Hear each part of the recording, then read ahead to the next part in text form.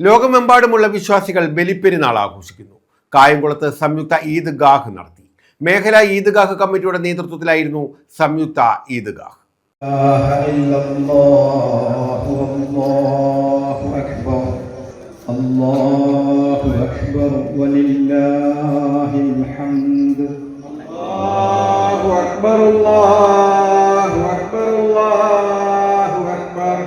ത്യാഗത്തിന്റെയും വിശ്വാസത്തിന്റെയും സന്ദേശമുണർത്തി വിശ്വാസികൾ ബലിപെരുന്നാൾ ആഘോഷിച്ചു.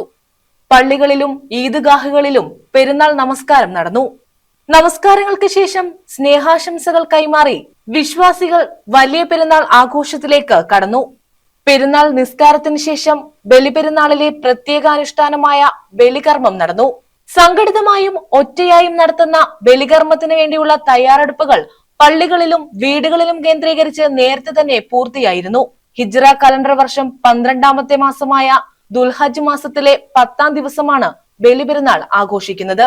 കായംകുളം മേഖല ഈദ്ഗാഹ് കമ്മിറ്റിയുടെ നേതൃത്വത്തിലും സംയുക്ത ഈദ്ഗാഹ് നടന്നു.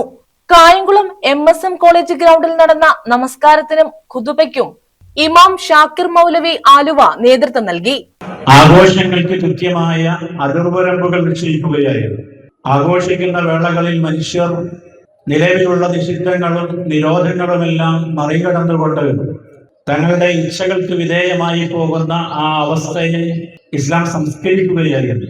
അതുകൊണ്ട് നമുക്ക് പരസ്പരം പങ്കുവയ്ക്കാനുള്ളൊരു ആശയം, ഇന്നലെ വരെ നിഷിദ്ധമായത് എല്ലാം ഈ ദിവസത്തിലും നിഷിദ്ധം തന്നെയായിരിക്കുമെന്ന് എല്ലാവരും ഓർത്തുവെക്കണമെന്നാണ് ആദ്യമായി സൂചിപ്പിക്കാനുള്ളത്. നമ്മുടെ ആഘോഷങ്ങൾ ശബ്ദമുഖരിതമാകുന്നത് തക്ബീറുകൾ കൊണ്ടാണ്. തക്ബീർ എന്ന് പറയുന്നത് അള്ളാഹുവാണ് ഏറ്റവും വലിയവൻ എന്നുള്ള പ്രഖ്യാപനമാണ്. ആ പ്രഖ്യാപനം നമ്മുടെ മനസ്സിലെ അഹന്തകളെയും ഗർവുകളെയും ഇല്ലായ്മ ചെയ്യാൻ പര്യാപ്തമാകേണ്ടതുണ്ട്. ഒരു ദിവസത്തിൽ നിർബന്ധമായും ഐച്ഛികമായും എല്ലാം ചേർത്ത് നമ്മൾ നോക്കുമ്പോൾ 300ഓളം തവണയാണ് ഒരു വിശ്വാസി അല്ലാഹു അക്ബർ എന്ന് പറയുന്നത്.